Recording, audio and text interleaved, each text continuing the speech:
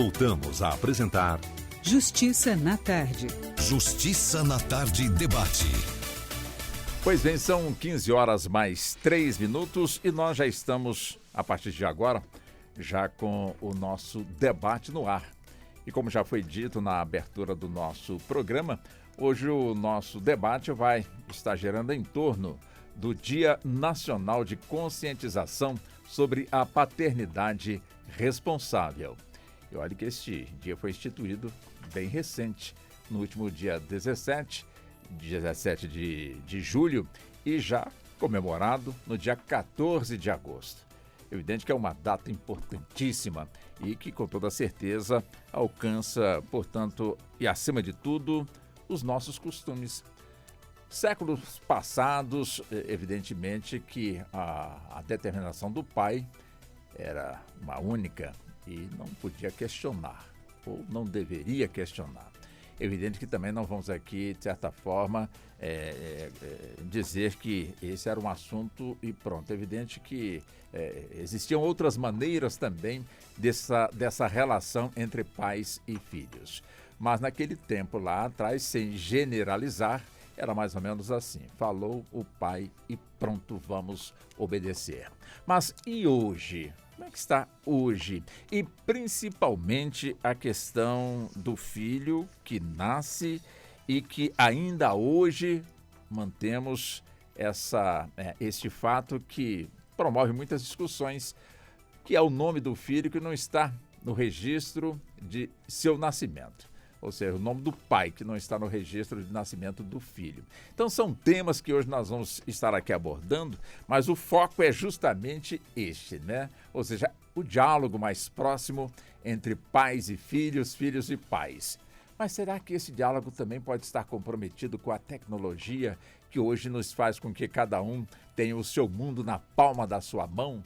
Quer dizer, uma conversa em que é evidente que precisamos esforçar bastante, não para minar essa tecnologia, mas para adequar, né? De que forma isso pode acontecer. Então, o debate é amplo e nós vamos, a partir de agora, conhecer nossos convidados e convidadas, já aqui conosco nos estúdios, a quem agradecemos pela atenção e também pela gentileza. E você que está nos acompanhando pela 104,7 FM, que é a sua Rádio Justiça, também nos acompanhando pelo canal do YouTube da Rádio Justiça, acompanhando aqui as nossas imagens, como também o nosso som. Muito obrigado a você do rádio, como também do YouTube, que está, portanto, aí nos acompanhando. Muito obrigado, seja muito bem-vindo, seja muito bem-vinda.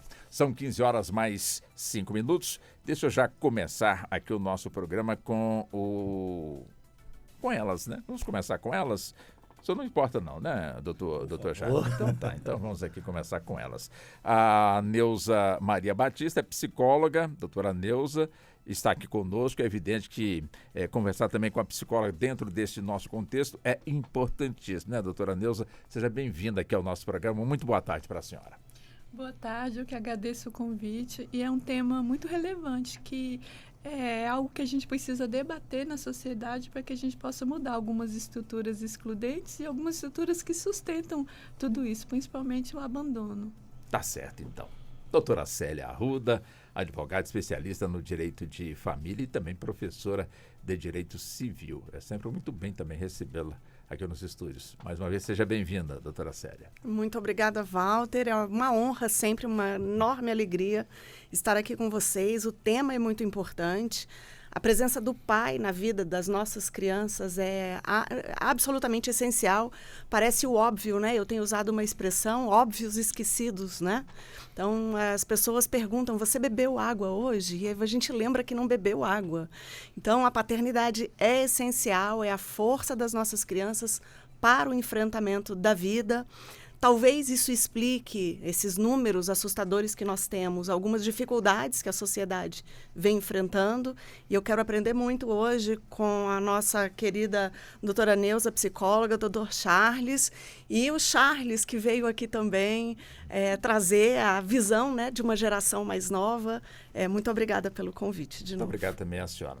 Doutor Charles Bica, advogado, preside a Comissão de Defesa dos Direitos da Criança e Adolescentes e Juventude da nossa seccional da OAB aqui da nossa capital federal. O Dr. Charles também é escritor, né, com vários livros já publicados, recebi aqui de presentes. Daqui a pouco eu vou, inclusive, citá-los. Mas seja bem-vindo também, doutor Charles. É sempre muito bom entrevistar o senhor. Muito boa tarde. Muito boa tarde a todos, a todas, né? Queria parabenizar o Supremo Tribunal Federal e o programa Justiça na Tarde por abordar esse tema tão importante, uma lei nova de muita importância, e não tenho visto muita divulgação sobre isso, até porque é recente, mas essa iniciativa é muito importante, pode mudar vidas, mudar a sociedade. Quero agradecer a oportunidade de vir mais uma vez ao programa, acompanhado da doutora Célia Arruda, professora Célia, a doutora Neuza, e também a oportunidade de estar no debate junto com meu filho Charles aqui. Eu acho que, para falar de paternidade, nada mais interessante do que trazer também o filho, né, para entender essa visão do outro lado também, digamos assim, né? Muito obrigado, Paulo.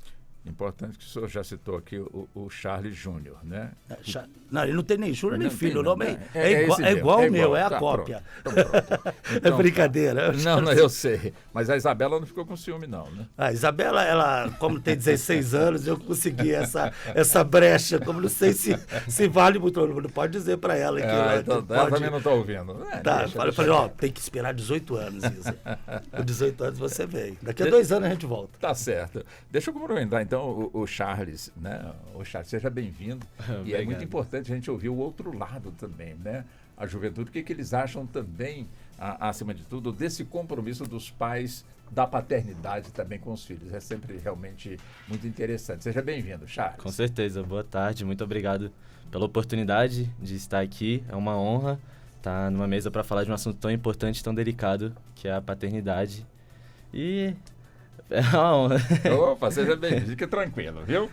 Deixa eu já começar com o senhor, doutor Charles. Quer dizer, a nossa sociedade, de alguma forma, ela tem consciência da importância. Quando eu falo a sociedade, é todo o conjunto, né? Todo o conjunto é a sociedade que recebe, portanto, aí todo este conteúdo, que vive tudo isso.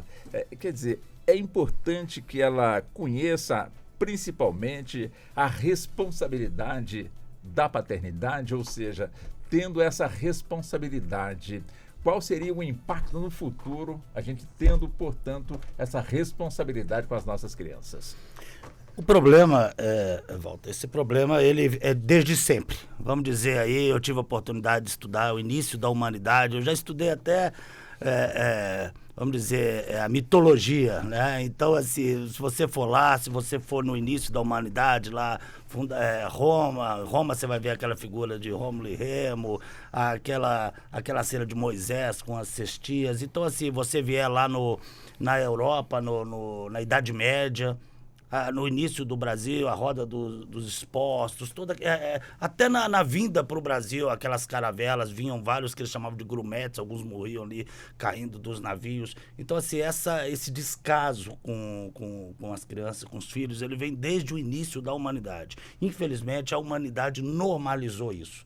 Nossos ancestrais, antepassados, normalizaram isso. Hoje, eu vejo, acreditem que, muito embora hoje, felizmente, o judiciário esteja agindo nessas questões, eu já vi em sentença dizendo que isso é um fato normal da vida humana. Não é um fato normal da vida humana. O fato normal da vida humana é cada genitor cuidar dos seus filhos, o pai e a mãe cuidar dos seus filhos, e é isso que aquela criança espera, né? Então, assim, é um tema que a gente tem que debater. Tem mais de uma década que eu venho falando disso. A professora Célia acompanha meu trabalho há muito tempo. Eu comecei a falar há muitos anos desse abandono afetivo, fundamos as comunidades na internet, porque a gente tinha que dar visibilidade ao tema. Já tinha outros colegas falando disso, mas eu acho que eu tenho uma participação muito grande nessa divulgação desse tema, que tinha gente que nem conhecia. A pessoa às vezes acredita que é normal. Quando a gente fundou as comunidades, algumas mães, filhos abandonados foram se encontrando e falando, opa, não é só eu, você também? Eu também. Então as pessoas começaram a entender que aquilo não poderia ser, é um ato ilícito gravíssimo, né? Ele vai contra lá nossa Constituição, o Código Civil, Estatuto da Criança e do Adolescente, vou citar só o artigo da Constituição, o 229, entre outros. Convenção Mundial da Criança, né? Então a gente precisa parar de normalizar isso. Doutora Célia, claro, hoje nós temos, portanto, aí uma lei, né, que cria o Dia Nacional da Conscientização da Paternidade Responsável. Quer dizer, se a lei chegou é porque nós não alcançamos ainda este patamar da responsabilidade, daí essa lei que, de alguma forma, ela promove, provoca o debate para que possamos, então, ser alcançados por esse objetivo, ou seja, da paternidade responsável? De várias formas diferentes, Walter, o que você colocou. Me provoca várias reflexões. A lei, quando chega, ela não dá início à discussão. Aquilo já está na sociedade. Sim. As estatísticas do IBGE já nos estão alertando, já está alertando com números que são assustadores. Então, quando o debate já está na sociedade, é que o legislativo, de alguma forma, é provocado para trazer algum tipo de legislação que permita que o judiciário aplique aquele entendimento de forma mais facilitada, digamos assim. O judiciário, por exemplo, não precisou de uma lei para aplicar as regras de guarda compartilhada, por exemplo. E eu vejo a guarda compartilhada como uma iniciativa, eu vou colocar da forma como eu, sem juridiquês, da forma como eu converso, tá? A guarda compartilhada é uma ferramenta de inserir o pai no jogo do cuidado com os filhos. Porque até muito pouco tempo atrás, e eu falo isso porque na época da minha faculdade era assim, no início da minha advocacia era assim, era comum que pais, por exemplo, que não estivessem vivendo juntos, convivessem com os filhos em finais de semanas alternados. Era o pai do sábado para domingo. E era natural, ninguém em princípio discutia isso. Eu estou falando ali em década de 80, década de 90. É recente, né? É muito recente, é tudo assustadoramente recente. Só que aí, nos processos que eu comecei já a acompanhar como advogada, surgiam discussões acerca do mal que aquele formato estava gerando para as crianças. E eu, na minha ignorância, porque eu sou advogada, eu não sou psicóloga, a gente enxerga o quadro por um referencial, né? A gente não enxerga a imagem inteira. Eu ia ler os relatórios, né? Eu ia estudar os relatórios que vinham e descobri que a criança não ficava triste, se sentindo sozinha e abandonada nos dias que estava sem o pai. Ela se sentia assim mesmo nos dias que estava com o pai, porque ela sabia que o tempo que ficaria com ele não seria suficiente para acalmar o seu emocional, para se sentir nutrida, satisfeita da presença paterna. E isso começou a me assustar muito na advocacia do direito de família, porque algo diferente tinha que surgir. Então, veja que o que choca na sociedade não são só as certidões de nascimento que não ostentam o nome paterno, o que já é assustador por si só. Mas mesmo havendo ali o registro de pai e mãe, mesmo assim, nem sempre aquela paternidade supre as necessidades. Mas eu vivi, graças a Deus, com um pai muito presente e participativo, mas que tinha uma função de provedor, porque a geração era essa. A mãe é aquela que cria, que cuida da harmonia familiar, que se preocupa com a educação das crianças, e o pai é aquele que sai de casa e que gera riqueza para o sustento familiar. E essa não é uma tarefa simples, eu não estou simplificando essa tarefa.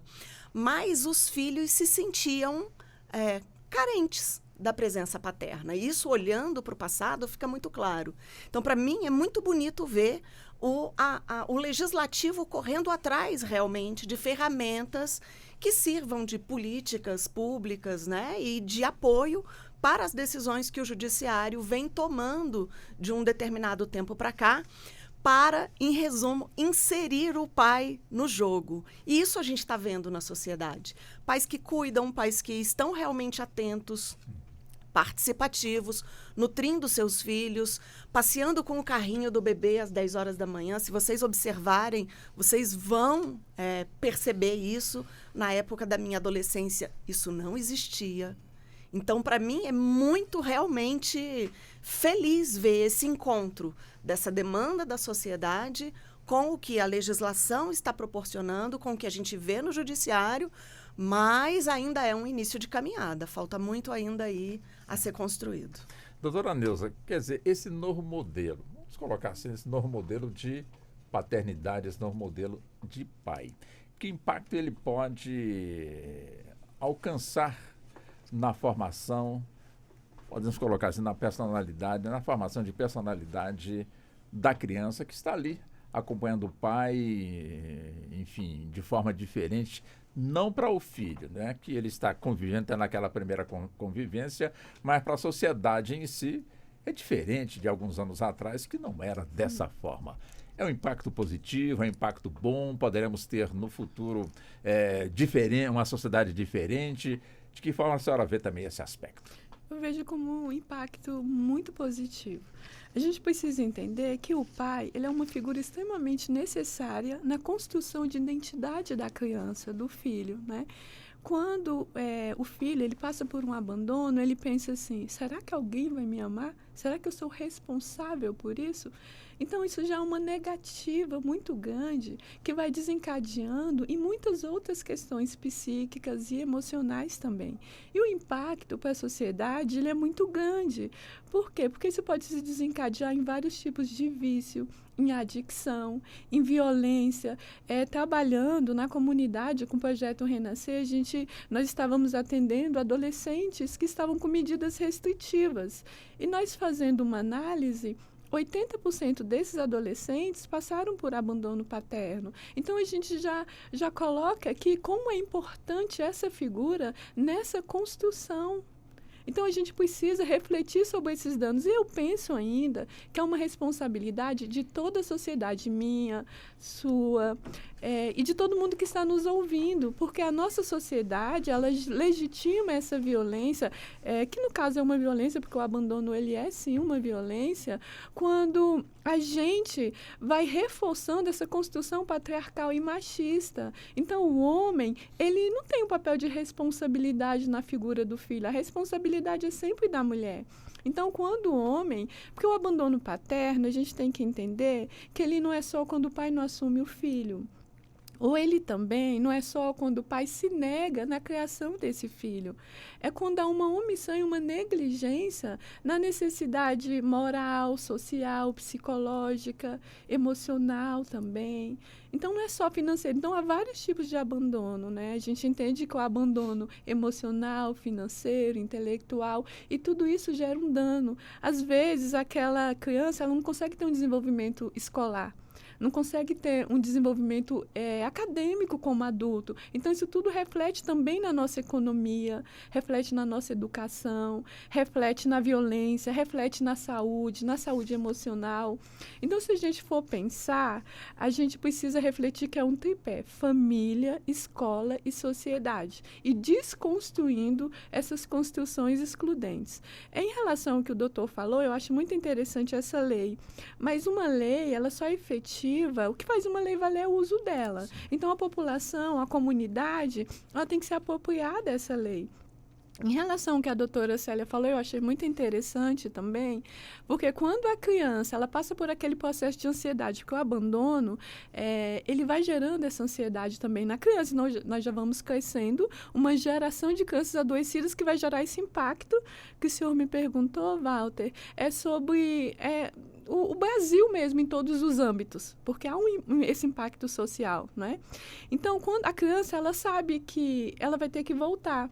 E ela não consegue entender aquele processo de que as pessoas não a amam mais. Porque, geralmente, quando um casal se separa, ele se separa do cônjuge, mas eles também, infelizmente, se separam dos filhos. Então, essa briga, ela interfere nesse processo de desenvolvimento emocional da criança. Deixa eu chegar no Charles. O Charles prestando atenção aqui, não é o doutor Charles, é o Charles, né? Prestando atenção aqui na conversa dos adultos, né? Eu tenho certeza que tudo isso você tem assimilado realmente e muito bem, né, Charles? Conta para nós um pouco, né? Essa relação pai-filho, filho-pai, principalmente quando o pai está aqui do lado. Quando o pai está do lado, a gente tem que ter uma outra conversa, ou não importa se ele estando presente ou ausente, a conversa é a mesma? Conta para nós, Charles. Não, a conversa com certeza é a mesma. Ele sabe das minhas opiniões e de como eu sou muito grato pela forma que ele me criou. Tendo em volta esse trabalho dele, que ele já está há muitos anos, eu sempre acompanhei. Então, assim, mesmo sem querer, em casa, escutando telefonema, ele treinando, sempre acompanhei esse trabalho e é indispensável, né? A figura paterna na vida de uma criança. Sou muito grato por todos os ensinamentos, todos os momentos que eu passei com ele. Então, assim, não tem como dispensar essa figura porque ela é essencial, necessária. Conta só para mim, que ele não está ouvindo, não. Estou ouvindo. O seu time de futebol é o mesmo dele? Graças a Deus, Cruzeiro Esporte Clube. Ele te deu a camisa, você vai torcer para esse time aqui. Quando eu nasci, eu já estava envolto no cobertor do Cruzeiro. Graças a Deus. Vai lá, doutor. Vamos lá. Fazer uma ponderação aqui. Vamos lá, doutor Charles. Ele falou que você perguntou se ele tinha que concordar com tudo que eu falava. Eu já cheguei à conclusão que é impossível você ganhar uma discussão de um adolescente. Ponto. Então eu não perco meu tempo mais querendo mudar a Sério, opinião. doutor? Eu estou usando agora uma estratégia diferente, de falar o contrário do que eu quero falar, para ver se dá certo. Então a gente, brincando aqui, voltando aqui até para ele a palavra, o passar dos anos e o estudo de quase que uma livroterapia que eu fiz, de estudo da parentalidade por muitos anos, compulsivamente, mudou um pouco aquela coisa de você sempre querer ter razão. E talvez a gente herdou isso, a gente trouxe essa crença da hierarquia e da superioridade do adulto. Nós vivemos num mundo adultocêntrico, né? Sim. E você dificulta muito o relacionamento com seus filhos quando você parte do pressuposto que você é o dono da razão, que você hierarquicamente é superior. Hoje eu diria que eu me igualei, eu estou no mesmo plano, não existe essa questão de superioridade, então a conversa ficou muito mais fácil, ele pode discordar, dizer não à vontade. Fala, tá bom, mas aí eu tento de novo. Aí o pai, a gente tenta, né? A nossa opinião, a gente sabe o melhor, né, para os nossos filhos, mas a gente chega a essa conclusão que a gente tem que, às vezes, ver uma outra linha, essa parentalidade hoje em dia. E hoje a preocupação é muito grande, né? Dos pais com os filhos.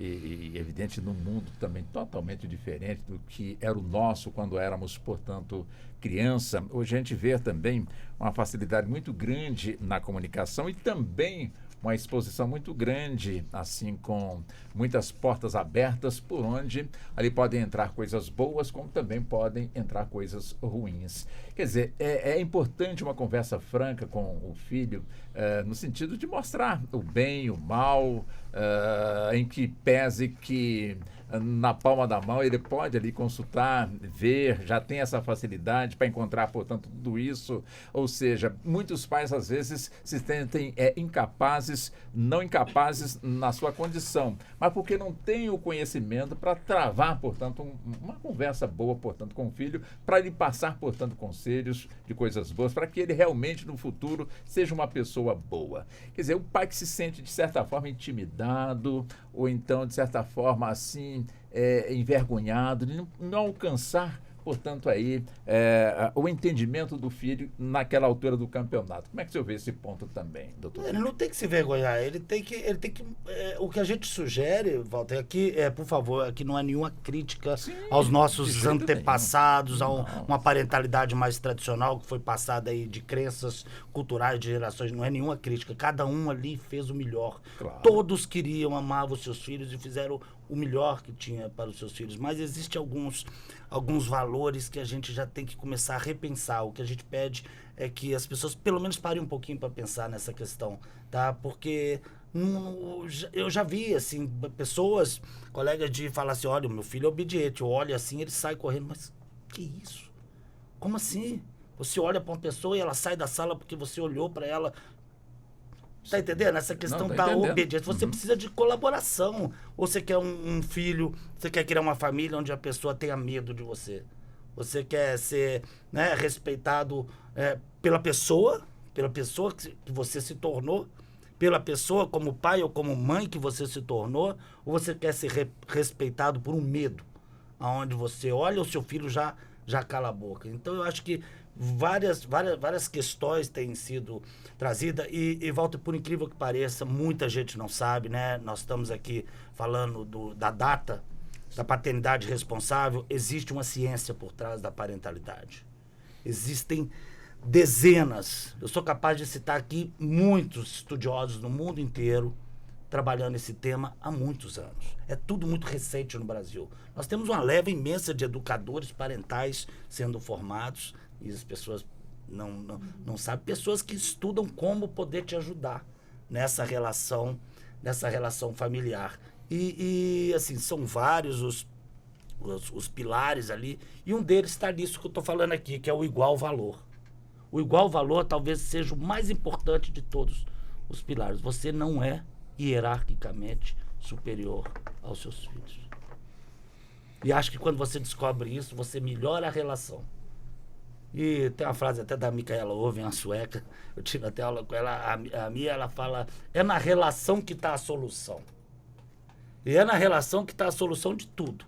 Todos os problemas, inclusive problemas de envolvimento com até abuso, né? Abuso para o filho, né, não sofrer qualquer tipo de abuso, até abuso sexual, tudo. Se ele tem uma relação forte, se ele tem uma relação verdadeira, um vínculo forte com seus pais, ou o cuidador, quem quer que seja, né? Dificilmente essa pessoa vai ser vítima, que geralmente são pessoas próximas. Então eu coloco que tem que ter essa relação antes de qualquer coisa, entre pais e filhos.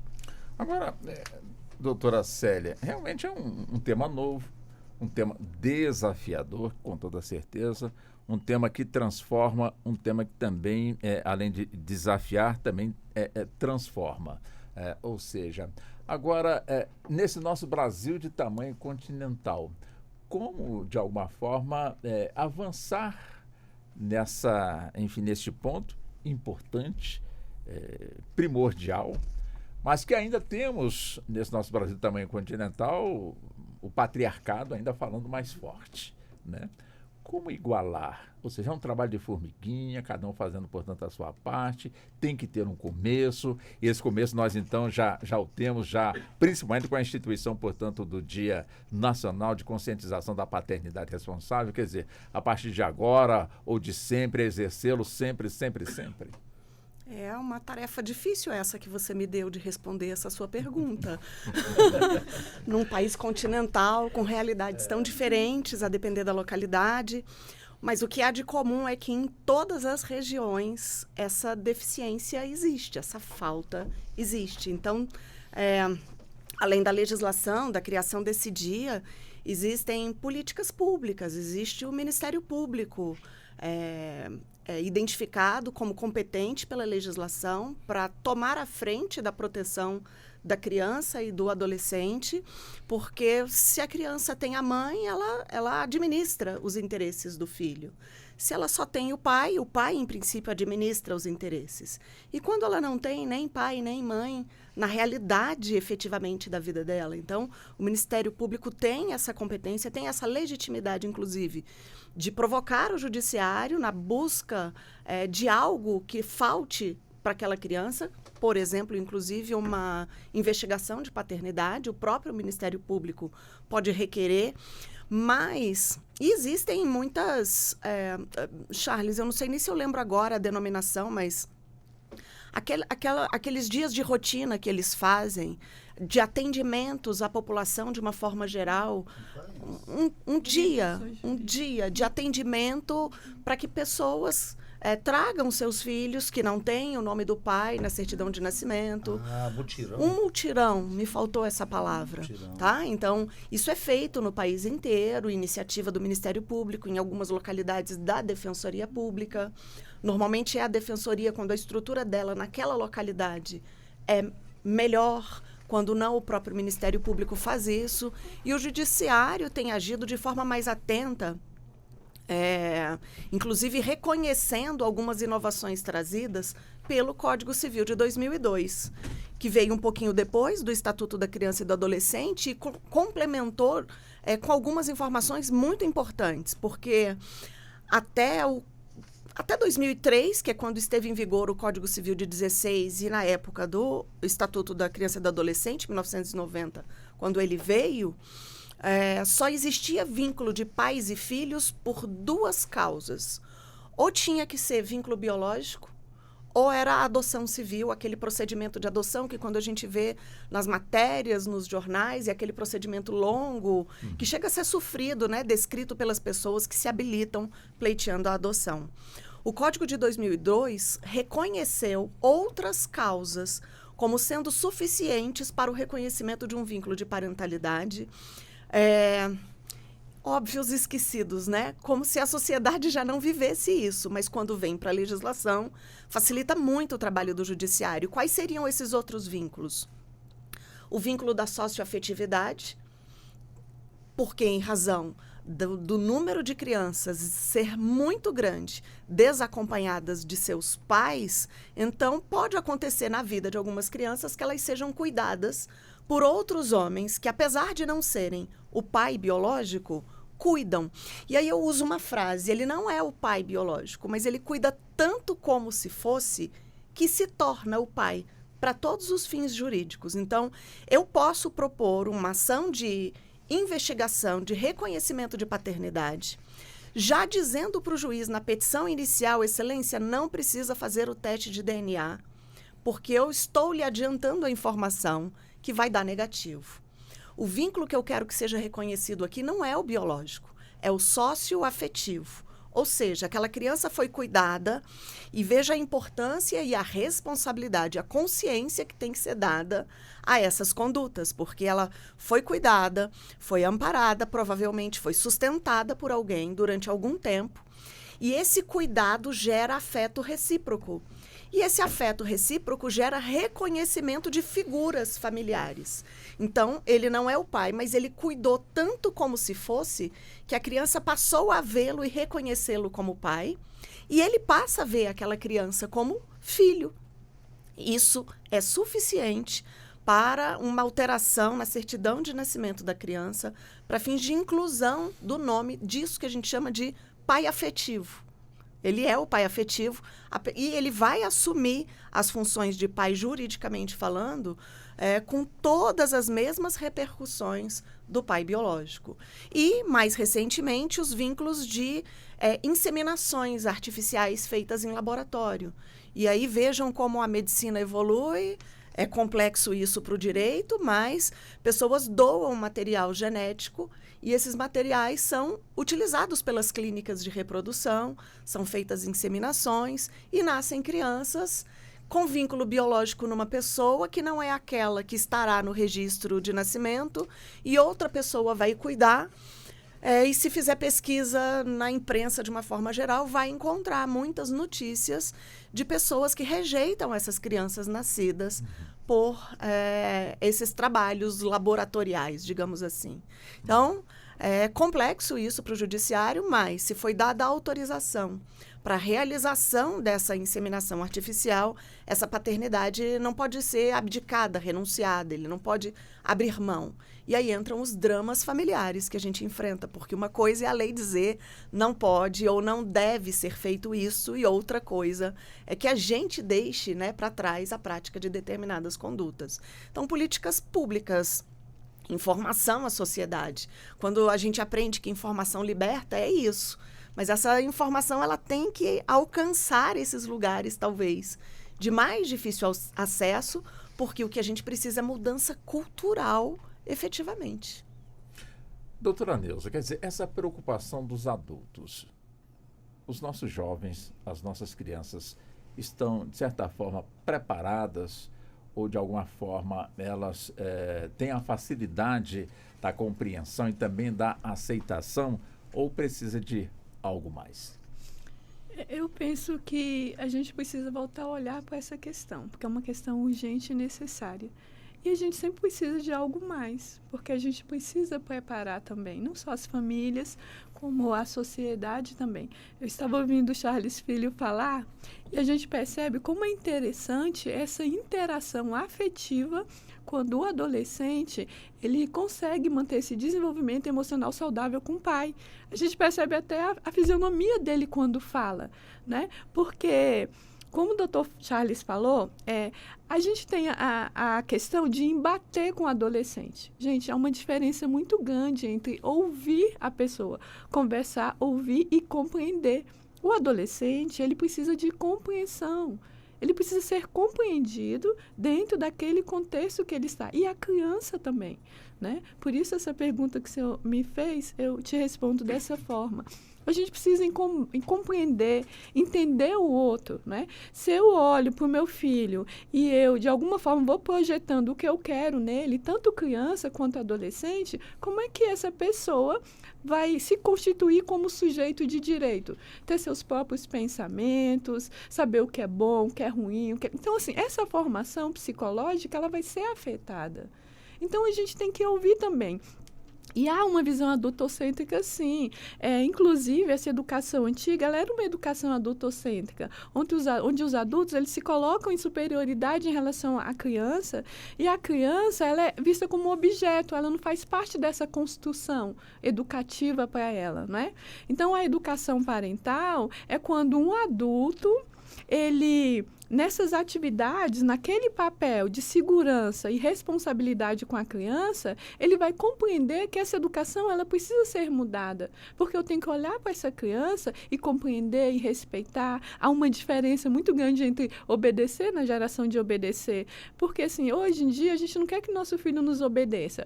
Porque chega um adulto e fala, tira a roupa para uma criança, vai ter o abuso sexual. Chega um adolescente e fala, usa isso aqui, é uma droga, a criança vai obedecer. Então, quer dizer, olha só, como o obedecer, ele traz mandos disfuncionais.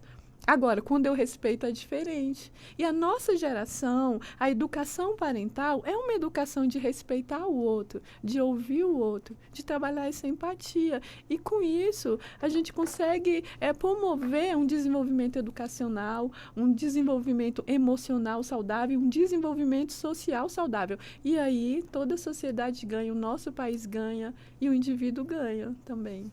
Uhum.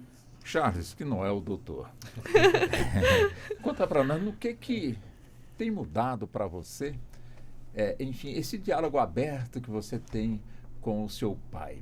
É evidente que você também convive com seus colegas de escola, que pode ser que você depare com um deles, que não tem essa mesma convivência com o pai dele. É possível notar algum tipo de diferença? Enfim, o que você tem percebido nisso tudo, Charles? Como eu citei antes, por ter acompanhado meu pai desde muito pequeno nessa construção do tema e tudo mais, acabou que inconscientemente eu fui percebendo isso na escola, nos ambientes que eu frequentava. Então, assim, é claro e nítido a diferença de não querendo colocar como superior. Claro que não. Cada um tem sua criação. Só que é nítida a diferença de quem tem o pai muito presente, ou o meu pai, por exemplo, que é muito aberto a diálogo, sempre foi muito respeitoso. Claro que bota seus limites, tem os seus nãos, mas isso é claro, claramente. Peraí. Você volta, tá? Só um minutinho. Eu falei esse dia lá em casa que a gente já fez uma construção aqui. O uso da força punitiva e o uso da força protetora. Sim. Quando eu estou interferindo, é para proteger, não para punir. Eu já arrumei uma expressão para poder... vou continuar. Não, claro, com certeza. Mas é nítida a diferença e é exatamente por esse lado mais respeitoso e não de querer barrar o tempo inteiro, querer que obedeça, sem questionar, sem abrir um diálogo antes. Então, desde pequeno, Ele até fala que eu discordo muito dele, mas desde Ele pequeno... aceita tranquilo com você? Não se ganha discussão de adolescente. Aí no adolescente mais, que eu ia perguntar. já cresceu, agora acho que dá pra ganhar, é mesmo. Eu me distraí. Essa pandemia foi tão rápida, ele entrou adolescente na pandemia, já tá adulto, né? Então, assim, acho que já vou tentar a discussão de novo, eu posso ganhar. Geralmente, quando a gente está nessa fase da adolescência, criança, geralmente nessa fase, pelo menos no meu tempo, a gente achava que o adulto não sabe de nada. Não, eu tenho certeza disso, discordo algum de tipo tudo. de conselho que eu já sei mais do que ele, esse tipo de coisa assim. Quer dizer, só que não é assim, né? Naquele tempo a gente tinha, portanto, aí esse conceito. Quer dizer, hoje para você não é assim. Hoje você ouve seu pai, você, de certa forma, já sabe o que quer. Quer dizer, isso é importante está sendo importante na sua formação? Com certeza, com certeza. É muito diferente de, realmente, como você falou, quando eu era adolescente ali por volta dos 15, 16 anos. Ali era o que ele falava, eu tava discordando. Eu virava a gente falar.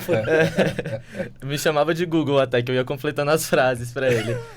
Mas, hoje em dia já escuta, a gente tem até um costume que eu acho muito legal, que é toda vez que a gente tem alguma coisa pra conversar, ele me leva pra almoçar fora, num lugar bacana, mesmo que o assunto seja muito sério. E a gente conversa sempre e por meio do diálogo, leva na melhor situação da maneira que a gente vê, claro. Que bacana. Quer dizer, e nessa conversa que você sempre teve com ele, você já te dobrou, olha, vem para o meu lado aqui, para a minha profissão, porque é a minha profissão, ou deixou você à vontade para você escolher o que você pretende alcançar nos seus estudos? Sempre me deixou muito à vontade, inclusive falava que não queria que eu fosse advogado. Para você ter juízo. Para eu ficar longe. Não, mas Não é bem assim, não. Não é bem assim, não, claro que não. Ele falava brincando, ele sempre me guiou. Para que ele ficasse à vontade. Para que eu ficasse muito à vontade para escolher. Escolher o que quisesse. Mas ele sempre falou que eu era muito bom em argumentar, assim, conversar com ele. As orientações sempre chegaram para você. Então, ele até uma época no passado me incentivou para que eu entrasse em direito. Eu queria, na época. Enfim, mudei de opinião, mas sempre me deixou completamente à vontade porque eu quisesse ser de astronauta, jogador de futebol, a jornalista.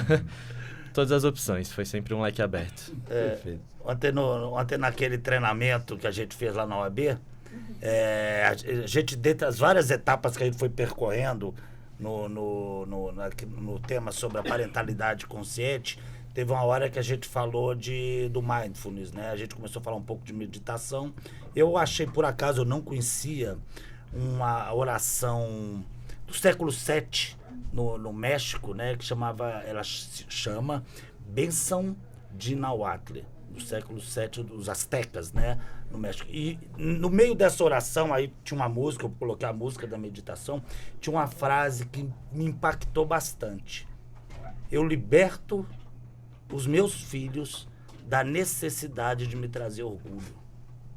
Eu achei essa frase de uma força tão grande, no sentido de que ele possa ficar livre, no sentido de achar o melhor caminho, cada um deles, que os espíritos e a alma deles, vamos dizer aí, voem pelo planeta em busca de uma marca própria, de uma identidade que não esteja subjugada, sendo imposta por mim, pelo pai, né? Então, por isso que ele brincou até aqui de ser astronauta, porque agora ele vai fazer um outro curso.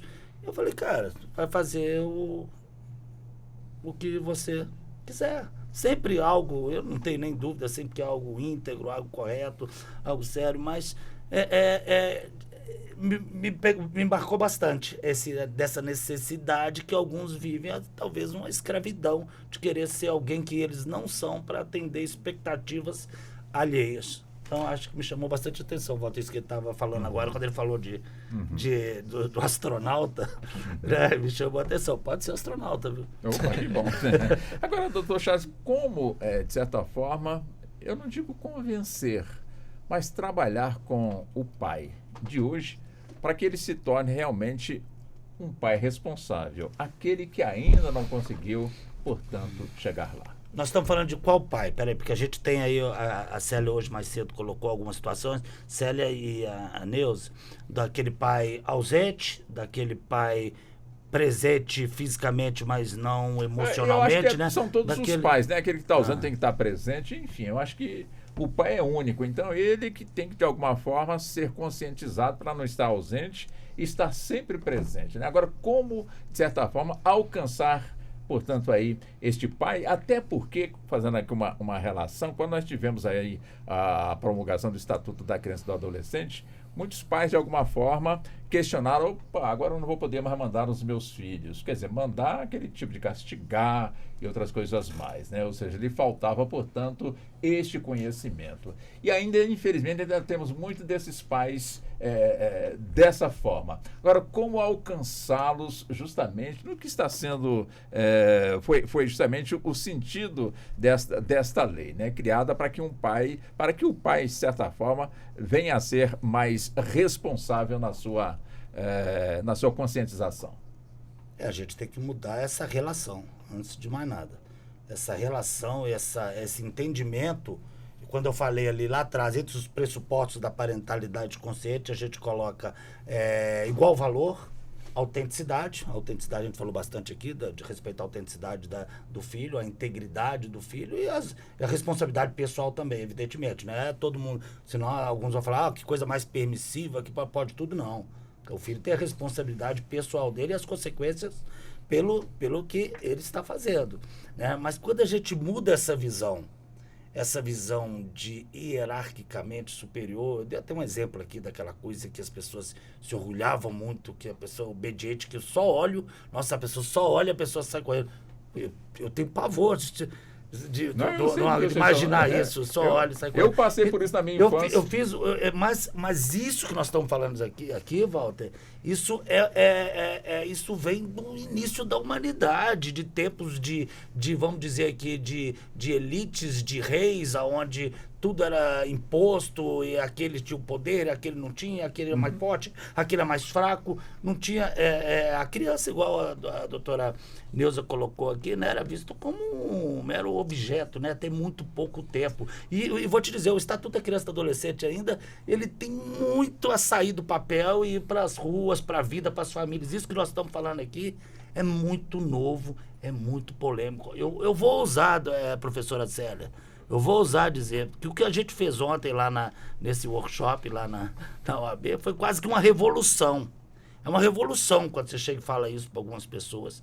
Para alguns pais, se você falar para ele que o filho dele é igual, a filha dele é igual a ele, é quase que uma ofensa. Como assim? Né? Então, é lógico, evidentemente, se você não conseguir isso, você não vai ter relação. E quando você começa nessa relação com o que a gente chama de comunicação consciente, quando você começa a comunicar, respeitar emoções, reconhecer emoções dentro da família, reconhecer sentimentos. Professora Célia, quando você contou estava falando mais cedo aí, às vezes, do tipo do pai e tudo, me lembrou um vídeo que a gente colocou ontem lá nesse treinamento chamava Conectando Pais e Filhos, né? Foi o nome do treinamento. Um vídeo, eu preparei vários vídeos para tentar exatamente, Walter, tocar as pessoas. Não adianta você só falar sem conversar com a alma. Eu queria conversar com o coração das pessoas. Eu fiz de propósito, pus vídeo para chorar mesmo. Então, pus vídeo para algumas pessoas se emocionarem lá. Tinha um desses vídeos que eu achei por acaso. Eu sou um fuçador nessa área de parentalidade, de uma cantora norte-americana, que ela se chama Reba McEntire, McEntire, McEntire. E a letra da música dela, eu trouxe a letra da música dela, o pai dela tinha morrido, tinha 1 ano. E ela contava, a letra, traduzindo para o português, sim, o melhor homem, the greatest man, né? O melhor homem que eu nunca conheci. Era o pai dela. O melhor homem que ela nunca conheceu. O pai dela tinha morrido, eles eram lá do Oklahoma, aquele, tipo um vaqueiro, aqueles bem, vamos dizer, raiz. Tá lavando essa palavra raiz, né? O cara raiz. É um cowboy raiz americano. Era um homem bom, mas ele nunca conseguiu estabelecer, se abrir, estabelecer uma relação emocional com a filha dele. Aí a letra diz que ele morava no fundo do corredor, que ele acordava de manhã para ler o jornal, né? Claro que a gente fez um vídeo todo bem impactante mesmo, que mostrava assim que pessoas dentro das famílias não estabelecem laços afetivos, não estabelecem vínculos saudáveis, vínculos fortes de comunicação. Então ela terminava assim no fim da música, tipo assim, ele nunca disse que me amava, eu acredito que ele me amava, mas tá entendendo? Então ela fala a história e esse é um pai presente dentro de casa, né? Imagina aqui os ausentes, né? Muita falta de comunicação. Então acho que a gente tem que conversar sobre isso. Eu acho que a solução não é nada simples, é tudo muito complicado. Nós estamos falando de séculos, nós estamos falando de desde o início da humanidade. Só que nós não temos nenhum compromisso com os erros dos nossos antepassados, mas a gente tem que fazer isso que vocês estão fazendo aí, que o programa está fazendo, trazendo esse debate, falando sobre paternidade responsável, né? E eu acho que é por aí, a gente tem que trazer isso ao debate. Agora, doutora Célia, claro que pelos nossos costumes, a mãe sempre foi a que cuidou realmente aí dessa relação, né, mais próxima com o filho. O pai sempre foi aquele, né, saía de manhãzinha, voltava à noite para o trabalho e quando chegava às vezes conversava sobre como foi o dia com a família ou então se silenciava, se não contou nada porque não teve nada para contar, então deixa do jeito que está. Quer dizer, agora tem essa que não é uma nova proposta, quer dizer, é um assunto que está chegando e passou da hora, né? Já está chegando tarde, tinha que já estar no debate há muito tempo. Quer dizer, a mulher, de certa forma, ela precisa ser preparada para esse novo conceito, ela já percebe isso pelo coração, ela já esperava por isso, justamente para evitar que, de alguma forma, ela possa se sentir, eu não digo prejudicada, mas diminuída naquela sua relação. Como é que a senhora vê esse aspecto também? Nossa, Walter, na mosca. Isso é a nossa rotina nos escritórios de advocacia. Estamos todos num caminho de transformação, né? Exatamente pelo fato de que a mulher sempre realmente ficou sobrecarregada com essa função de cuidadora, ela era mesmo. E com as falas de vocês me vêm várias memórias também familiares, né? Aquela tradição de quando os adultos estão conversando, as crianças são retiradas do ambiente, elas não participam, né? E é a mãe que cuida, é a mãe que eu brinco, que coloca para comer brócolis, que tira da cama às 6 da manhã, que obriga a colocar o uniforme. E naquele formato em que o pai via as crianças a cada 15 dias... Eu não critico, não é uma crítica, porque se eu visse os meus filhos só a cada 15 dias, neste único dia da quinzena que esse meu filho ficaria comigo, ele ia fazer só o que ele quisesse. Banho ia ser, se ele quisesse. Ia fazer a alimentação de trash food aí, só quantas ele quisesse. Piscina de noite, não ia tomar o remédio, porque tem que ser um dia feliz esse dia, porque ele é o único em 15 dias. E as mulheres sempre se ressentiram disso, porque a criança volta adoentadazinha, querendo fazer videogame independentemente de número de horas, e dormir fora do horário, e chega cansada, quer dormir até mais tarde. Então, eu já tenho percebido no escritório uma percepção da sociedade de que todos nós precisamos mudar. Primeiro, outro óbvio esquecido, né? O pai não é a mãe. A mãe não é o pai, são pessoas diferentes, com funções diferentes e com mensagens diferentes a serem transmitidas para as crianças e adolescentes. Então, vejo tanto que o direito de família coloca a gente ali, parecendo que a gente não é advogado, né? Mas a gente precisa conversar com o cliente da gente e mostrar. Por exemplo, doutora, os filhos são meus, né? Não, eles não pertencem a você, nem ao seu ex-marido. Eles são indivíduos e vocês, apesar de separados, terão que se unir para cuidar dessas crianças a partir de agora. Mas como assim? Eu vou passar 2, 3 noites sem os meus filhos? Vai, porque eles estarão com o pai e o pai... Não, mas ele não sabe trocar fralda, doutor. Ele vai aprender porque não tem você do lado. Porque quando ele estava comigo, ele trocava a fralda mal, colocava mal feito, e aí suja o berço, e aí suja o berço, suja tudo.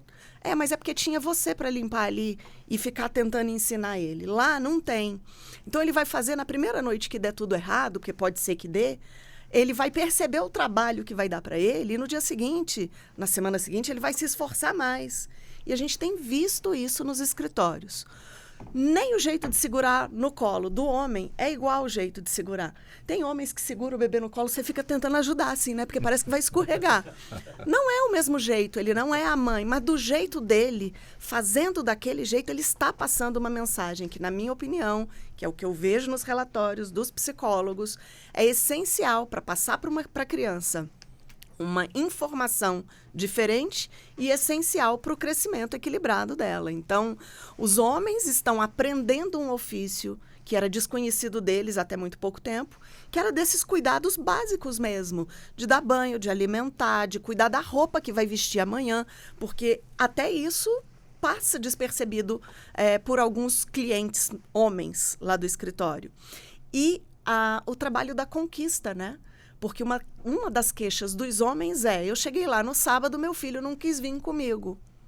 Aí eu pergunto para os meus clientes, quantas mensagens você mandou para o seu filho durante a semana? Você ligou para o seu filho durante a semana? No final de terça e quinta, mande uma mensagem para o seu filho de noite e diz assim, papai sentiu falta de você hoje o dia inteiro. Mostra para o seu filho que você está pensando nele. Mostra para o seu filho que ele fez falta no seu dia a dia.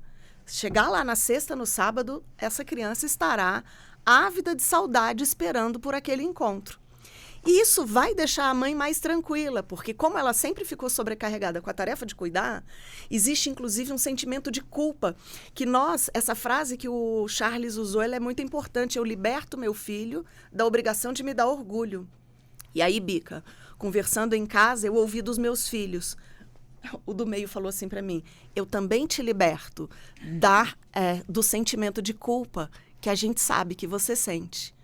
Olha que espetacular isso. Eu tenho 3, tá, Charles, em casa. Não é? Porque a gente sente culpa, porque eu estou trabalhando, não dá para fazer tudo ao mesmo tempo.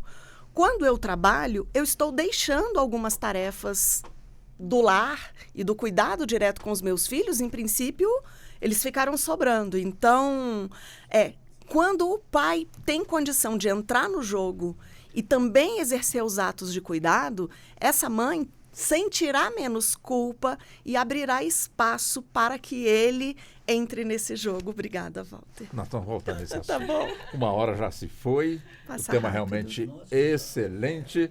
Nós vamos sair para o intervalo. Peço licença Claro. às senhoras e aos senhores. Nós vamos para o intervalo. Voltamos em instantes. Até já. Você está ouvindo Justiça na Tarde.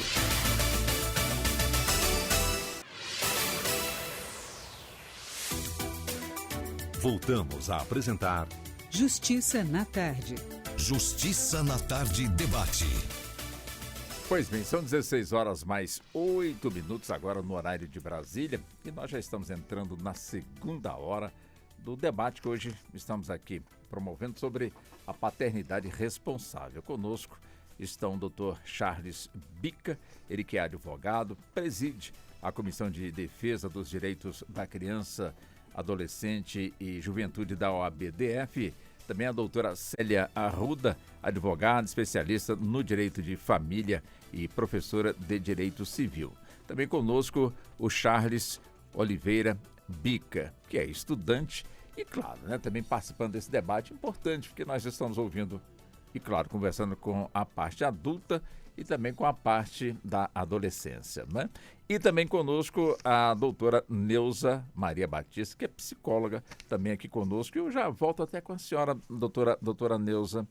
Quer dizer, aquela velha questão, né? Ou seja, a relação da família, pais, filhos, desobediência, se de alguma forma não der um jeito nessa criança, nesse adolescente ou nessa adolescente, o mundo vai ensinar.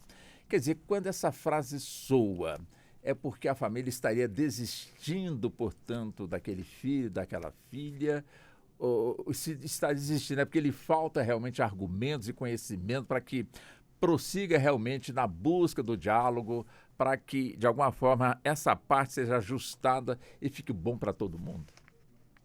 Sim, a família é um fator de risco ou de proteção. Quando ela opta pela violência, pela desistência, ela é um fator de risco.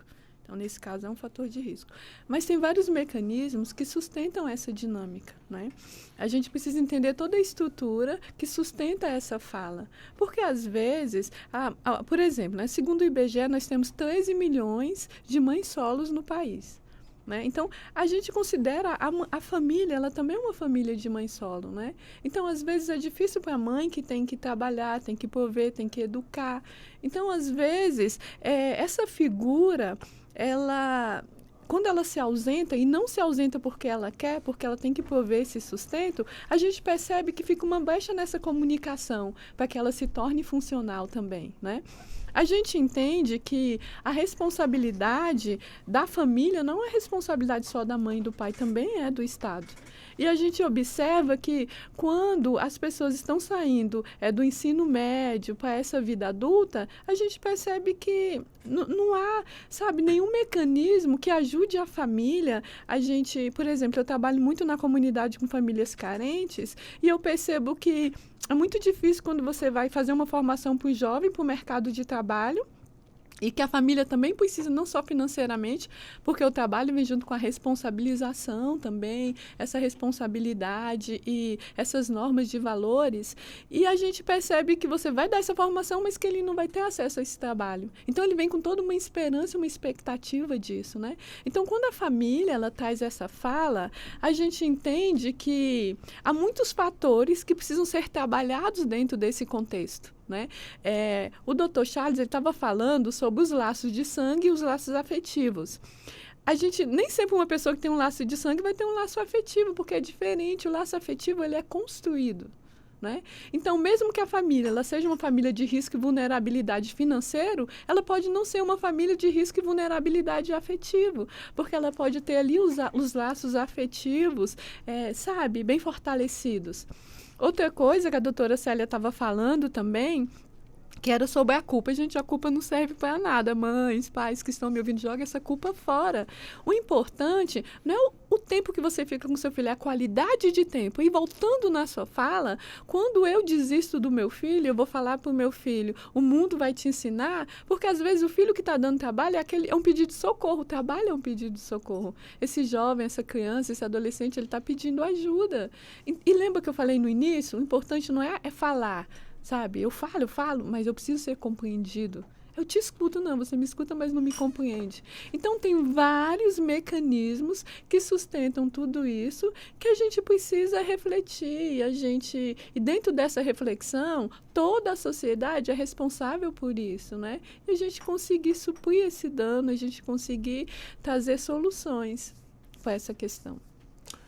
O Charles, que não é o advogado, né? é o filho do Dr. Charles. Ô, Charles, eu quero entender um pouco mais, né? Enfim, no meu tempo de infância, que não faz tanto tempo assim, né?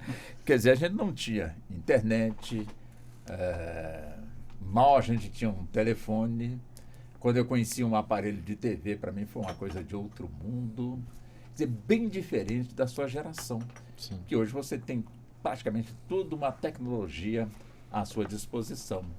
Ou seja, com essa tecnologia, conhecimentos que no meu tempo a gente só ia obter conhecimento básico, tipo não achar que é a cegonha que trazia, portanto, o bebê, coisas mais ou menos assim. Então, a gente só ia ter este conhecimento depois dos 12, 13, 15 anos que a gente ia ter. E hoje o mundo, praticamente, através da tecnologia, está aí, portanto, à disposição. Quer dizer, como é que é justamente para um jovem hoje com a facilidade tamanha de adquirir tanto conhecimento? Como é que é a vida desse jovem? Quer dizer, e a importância desse jovem com essa facilidade do conhecimento, trocar ideias, portanto, com os pais, com os irmãos, com os amigos, porque essa tecnologia tanto pode nos trazer coisas boas, como também coisas ruins. como é que é a cabeça de vocês, jovens, na escola, em casa, no lazer, viajando, perspectiva de vida? Como é que é a cabeça de vocês, o Charles? Sim, você me perguntou da importância desse diálogo, de trazer principalmente, nesse diálogo com os da adultos, informação, com os pais, isso. Da informação que você viu ali na internet, na escola, para levar para casa, para conversar, e assim, crucial, porque, como você disse, o acesso à informação traz muito bem, mas também traz muito mal. A internet está lotada de más influências e de coisas que para uma criança em desenvolvimento vai mexer na personalidade dela, no seu caráter, e tem que ter essa conversa com o pai, esse monitoramento dos pais. Eu, por clubismo, sou contra, né, ficar mexendo no meu celular, ficar essas coisas, mas também é porque quando eu fui ter um celular eu já era muito mais velho, eu já tinha meus 14. Charles, você é uma criança. Não, mas assim... Quem dera não fosse mais... Mas eu colocando Pode falar, em comparação à criança. Nunca deu trabalho nenhum. Eu nunca tive necessidade de encostar no celular. Nunca me deu... Sim, mas eu tô comparando em relação a criança de 6 anos e um adolescente de 14 anos. Que é muito diferente, mas do mesmo jeito também tem que ser monitorado. Pedofilia na internet é uma coisa tão perigosa, que é tão presente. Ainda mais eu que cresci na internet vendo essas coisas. Então, assim, é muito perigoso mesmo. Meu pai, há muito tempo atrás, ele me trouxe uma informação que eu nem sei se é verdade, às vezes a gente caiu na fake news, mas que é que uma criança, hoje em dia de 5 anos, tem mais acesso à informação e mais conhecimento do que o imperador romano. Sim, na época de Roma. Então, assim... Então, a criança de 5 anos, com 5 anos... Muita informação. Sim, o volume de informações Antes a gente não tinha informação. A gente não sabia muita coisa do mundo. Eles têm um mundo aqui, né? Exatamente. Se você falar uma coisa e não for verdade, é por isso que complica essa relação, Walter. Antes o que era dito, pronto. Você não tinha como nem sequer contrapor. A não ser que você carregasse 30 livros da enciclopédia. Na minha época tinha a Barça e a Delta Larousse. Não sei se vocês lembram. Era assim, as coisas... Pra você tentar achar uma informação. Hoje, pensa bem, nós estamos falando de relação pais e filhos. O que adianta você dizer algo pro seu filho se ele ele acessa no Google? Em 5 segundos ele pode te contrapor com 1 milhão de argumentos. Não é isso? Sim, com certeza. Segue, por favor. Mas fala mais um pouco aí. Você falou do imperador? Sim, diferente de antigamente que só tinha fora, né? Influência na rua, influência na escola. Hoje em dia tem influência no celular, em casa, dentro de casa. Enquanto o pai tá na sala, a criança tá no quarto, no computador, vendo não sei quantos milhares de conteúdos diferentes que estão levando ali, influenciando ela a fazer tanto coisas boas quanto coisas ruins. Por isso é tem que é sempre os dois importante lados. Os pais conversaram com os filhos. Com certeza, ter essa guia, ter esse diálogo. E esse assunto do monitoramento é delicado, eu não tenho uma opinião, não sei. Ainda não sei, não tenho uma opinião formada, né, sobre isso, porque realmente é muito delicado. Ao mesmo tempo que você está invadindo a privacidade do seu filho, você tem que ter muito cuidado, é muito perigo lá. É muito perigo que mora na internet. Teve agora mesmo um escândalo que os usuários de uma rede social lá faziam, crianças de 12 anos, 11 anos fazerem atrocidades, gravarem vídeos. Então, assim, é muito perigoso. Então tem que ter esse cuidado, com certeza. Com toda certeza, né, doutor Charles? É uma situação que, evidentemente, tem que ser provocado o debate.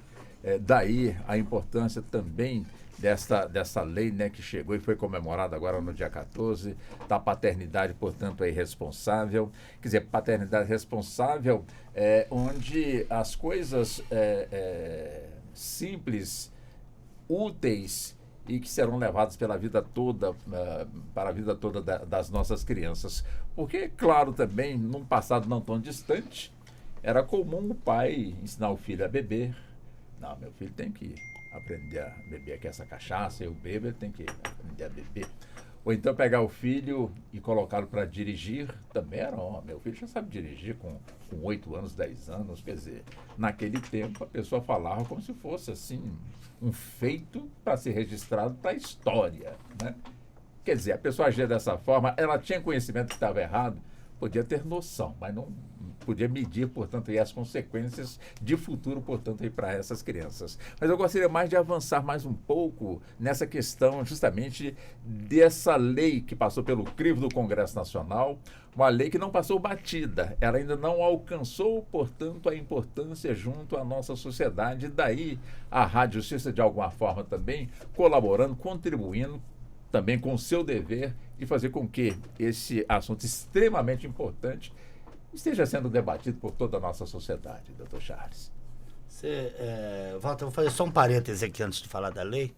Você colocou aqui de umas atitudes que eram feitas, que eram praticadas, ainda continuam, em vários lugares, várias pessoas. E esse costume, essa talvez uma reprovação social, é a única coisa capaz de mudar isso tudo. Pegue, por exemplo, o cigarro. O cigarro foi durante séculos tolerado por quem não fumava. Que eles chamavam de fumante passivo, né? Sim. E com o tempo, as pesquisas começaram a mostrar que talvez esses passivos também adquiriam nicotina, né? Tinham problemas pulmonares, etc. Com o tempo foi acontecendo uma reprovação social. E aí começaram a minar, tirar alguns espaços. No lugar fechado você não pode. Eu me lembro assim dessa construção perfeitamente. Depois, só pode no restaurante. Depois, só na varanda do restaurante. E assim, e aí aquelas pessoas fumar. Aqui não estou criticando ninguém, tá? Quem fuma ou quem não fuma. Eu estou só colocando como aconteceu. E com o tempo a sociedade foi dizendo, cara, nós não queremos isso. Nós não queremos estar aqui no restaurante e aquele está fumando ali na varanda e aquela fumaça entrando e que pode me fazer algum mal. E hoje, se eu não me engano, nem na varanda do restaurante. Era o chamado fumódromo. Pode. Então, assim, a sociedade foi absorvendo essa ideia. Então, com relação à paternidade, por exemplo, o que a gente percebe... Outro dia eu estava no debate só com mulheres, que na nossa comunidade... abandono afetivo que a gente tem na internet, nas redes sociais, 99% são mulheres. Tanto que quando a pessoa pergunta, a mãe também abandona? Eu falei, claro que abandona. Tem mãe que abandona filho? Tem mãe que abandona filho. Tem mãe, não, porque, falando como se o pai fosse ruim, não. Tem mulher que a mãe que é muito pior do que pai, e pai que é muito melhor que a mãe, tem de tudo. Né? Mas a incidência é muito maior na figura paterna. A gente está aí há mais de 10 anos trabalhando nessa causa, Walter. Tem mais de 10 anos. Tem hora que eu paro para pensar, eu falo, gente, comecei com isso em 2011, é muito tempo falando disso todo dia, toda semana. Né? Então eu falo, por que vocês então não começam a reprovar essas pessoas que abandonam os seus filhos? Aí um outro falou, como assim? Eu falei, claro, vamos então fazer o seguinte, você chegou bonitão lá, porque ela morar com... A Avelina tá lá, cadê seus filhos? Eu não cuido dos meus filhos, não, então você não é uma pessoa que é uma pessoa que eu acho que tem uma atitude legal, uma pessoa que gente, não estou dizendo aqui daquele abandono afetivo, quando eu falo, que a gente fala no livro, é um ato deliberado, intencional e injustificado. Existem casos que a gente sabe que existe alienação parental, né, professora? Que a gente sabe que existe outras atitudes que, né, por algum motivo atrapalham isso, mas tem gente que abandonam. Eu conheço casos, eu estou com um caso agora, eu não vou dizer, evidentemente, o nome da pessoa. A mãe morreu, a menina, ela ficava com o avô e com a avó.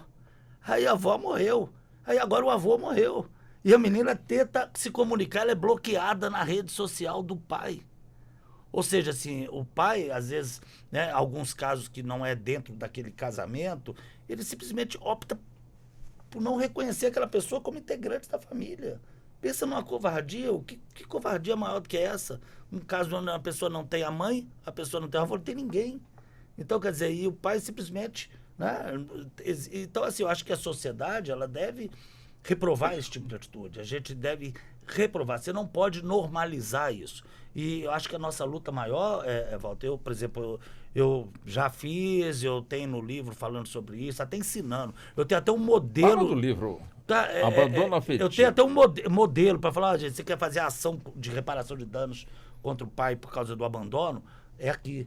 Mas não é solução. A gente não está atrás disso. A gente está atrás de mudar essa normalização da sociedade. E às vezes você vê no próprio judiciário decisões, quando eu vejo isso partindo de uma pessoa estudada, de um magistrado, eu fico sem acreditar, lógico, revoltado quando eu leio. Né? Porque é um ato ilícito.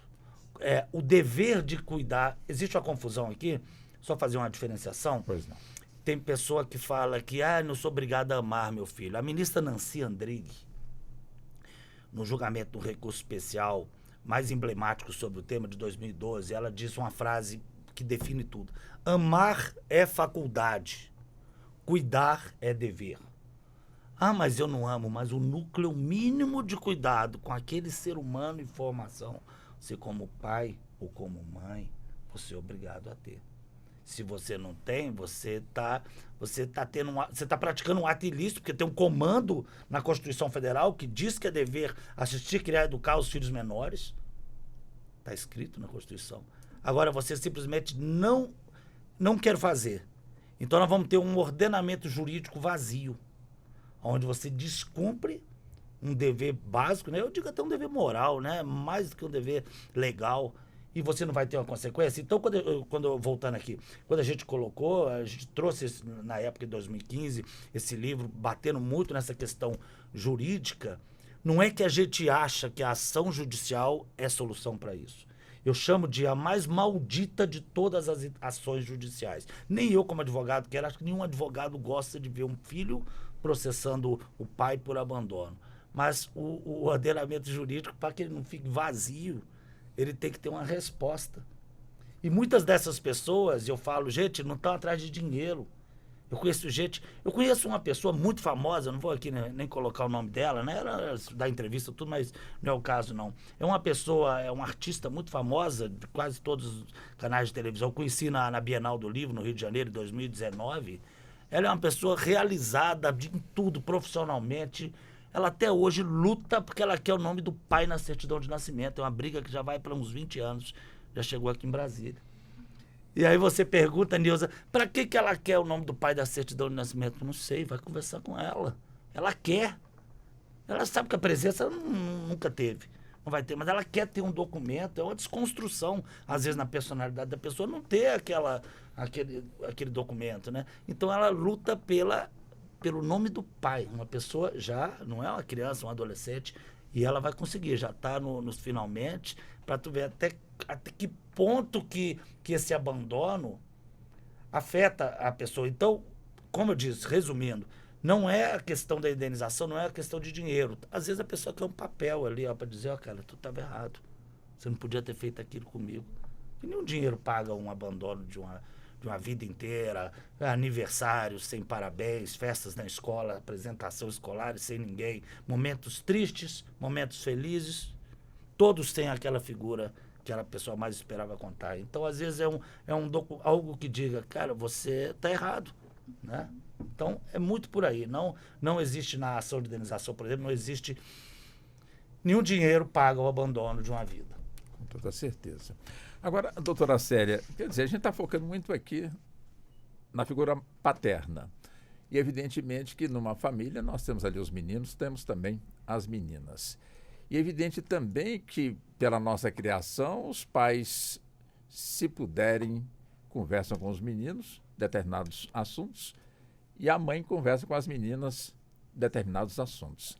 Quer dizer, é importante que tanto o pai quanto a mãe estejam preparados, abertos, prontos para conversar com os filhos, independentemente se é o menino, se é a menina, ou seja, a necessidade da criança está ali para poder conversar, tirar dúvidas. Mas muitos pais, ou então muitas mães, não, isso aí não, quer dizer, às vezes leva até uma surra porque fez um determinado tipo de pergunta. Quer dizer, como é que é essa questão também dentro desse ponto que nós estamos aqui abordando, que é a questão da conscientização da paternidade responsável? Sim, a paternidade consciente, né? A parentalidade, porque aí seria exercido por pai e mãe, é nessa sua pergunta, né? Não só pelo pai. Na minha advocacia, ninguém me procura no escritório, você vai entender, eu vou chegar lá. Ninguém me procura no escritório para comemorar nada, né? A base do meu trabalho é o problema. Então, está sendo vivenciado um conflito, um problema de alguma natureza, e aí essa família me procura. Então, normalmente, é no momento do rompimento do relacionamento, ou quando não houve um relacionamento, para os acertamentos necessários dos cuidados com essa criança e adolescente, né? Pensão alimentícia, guarda, enfim. E as pessoas têm conversado, perguntado muito atualmente se a guarda compartilhada é um bom modelo, tá? Ou é o modelo ideal, enfim. E eu tenho aprendido pela experiência do convívio com os clientes que o modelo ideal seria pai e mãe felizes e harmônicos dentro de casa, com essa criança, uma família saudável, bem equilibrada. E enxergando esse modelo, que seria o ideal, a gente sabe que ninguém é feliz o tempo todo, né? Mas na busca do respeito, um ambiente equilibrado, cada um tem uma propensão, a natureza para determinadas tarefas. E, em princípio, eu não sou psicóloga, mas essas tarefas podem ser divididas. Isso aqui eu faço melhor, isso aqui você faz melhor, tal coisa a gente faz junto. Vai lá você primeiro, né, Bica? Na hora de conversar lá com os adultos, vai lá você primeiro, ou um é mais paciente do que o outro. Enfim, eu não vejo, em princípio, problema nenhum. Mas não é esse o meu objeto de estudo, né? Essa família harmônica vivendo ali, porque ela, com harmonia, ela não vai procurar um advogado para conversar. Então, quando os clientes chegam para mim e estão vivenciando esse conflito, então eles já não estão mais vivendo juntos ou estão na iminência de um rompimento de relacionamento. Aí vem a guarda compartilhada. E quando surge a guarda compartilhada no sistema jurídico, eu achei espetacular. Por quê? Até então, o que havia era guarda unilateral. Guarda unilateral, a mãe cuida e o pai visita a cada 15 dias. E hoje eu percebo o quanto é inadequado o uso dessa expressão. Pai não visita filho. Eu brinco, tá? É brincadeira. Mas eu brinco que a gente visita parente que a gente não gosta muito. Vai, fica um pouquinho e vai embora o mais rápido possível. É uma brincadeira só para que até os meus alunos percebam o quanto é inapropriado o uso dessa palavra, pai visitando o filho. A gente não usa mais essa expressão atualmente, a gente fala em convivência. Pai convive e aí vem o melhor efeito da guarda compartilhada. Não é mais guarda unilateral. Olha só, a guarda unilateral, atribuição de tarefas para um e o outro visita. Na guarda compartilhada, os dois compartilham a tomada das decisões e as tarefas do dia a dia, para que o filho sinta da forma mais suave possível o afastamento deles dois. Então, eles vão ter que participar. Só que aí, mais uma vez, mesmo que os pais estejam juntos e harmônicos, eles têm habilidades diferentes. Compartilhar é somar. Então, mesmo que estejam separados, eles vão ter que abstrair aquele meu ex-marido que não foi um bom marido para mim e o pai dos meus filhos, que eu quero que seja bom para os meus filhos. Então, eu vou colaborar com ele. E da mesma forma, eu gostaria que ele me visse. Eu não fui uma boa ex-mulher, a gente não se entendeu, não fui uma boa esposa, a gente não se entendeu, não estamos mais juntos, mas ele precisa querer que eu seja uma boa mãe. E não tem uma forma. Não tem uma fórmula, né? Não tem um script único, somos únicos, né? Na realidade. Então, eles vão ter que colaborar de formas diferentes. Olha, aconteceu tal coisa na escola, eu acho que está na tua vez de participar. E aí vão sendo divididas as tarefas do dia a dia. E cada família tem seu formato. Cada família tem o seu... porque eu vejo uma família como uma engrenagem. A gente até já conversou sobre isso. Então, nessa engrenagem, cada pecinha dessa engrenagem vai ter uma função diferente. Mas todas as funções complementares para alcançar essa finalidade, que é essa convivência harmônica. Então, eu realmente não saberia te dizer se tudo tem que ser feito pelos dois, Tá? Acredito que isso seja difícil por causa das habilidades pessoais e não é essa a realidade que eu vejo no escritório. São pessoas diferentes que fazem coisas diferentes, mas que elas têm que colocar como foco, o foco é o bem-estar dos filhos. E nisso um vai complementando o outro, né? Compartilhando habilidades e disponibilidades em benefício dessa harmonia para o desenvolvimento do filho comum. Doutora Neuza, infelizmente nem tudo são flores, né? Dentro de um lar, onde, infelizmente, acontecem fatos lamentáveis entre pais, entre filhos e como resultados dramáticos, trágicos. Quer dizer, quando isso acontece, geralmente se ouve na sociedade culpa dos pais que não cuidaram bem. Ou então faltou orientação, portanto, no caso, às crianças, ou então ao adolescente, aos filhos, ou então às filhas, para que aquele caso tivesse, portanto, aí esse desfecho.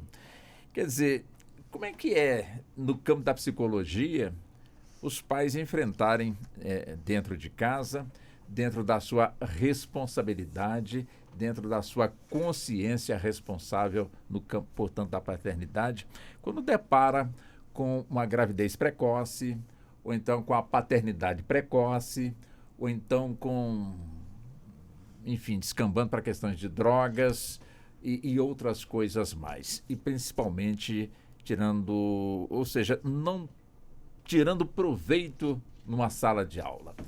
É um assunto complicado, difícil, não, deixa para lá, fazer de conta que não estou ouvindo, ou não estou vendo, ou não estou, de certa forma, entendendo, deixa a coisa acontecer que uma hora vai dar certo. Quer dizer, qual é o momento certo para interferir numa situação, não que já tenha acontecido, aconteceu, como interferir, e antes de acontecer, o que fazer para que, de fato, esse acontecimento ele não ganhe, portanto, aí o seu objetivo, doutora Neuza? A gente sempre tem que trabalhar na prevenção. Primeiro, a gente tem que entender que o abandono paterno, ele é um aborto legalizado, digamos assim. Eu sei que é forte, mas é a realidade.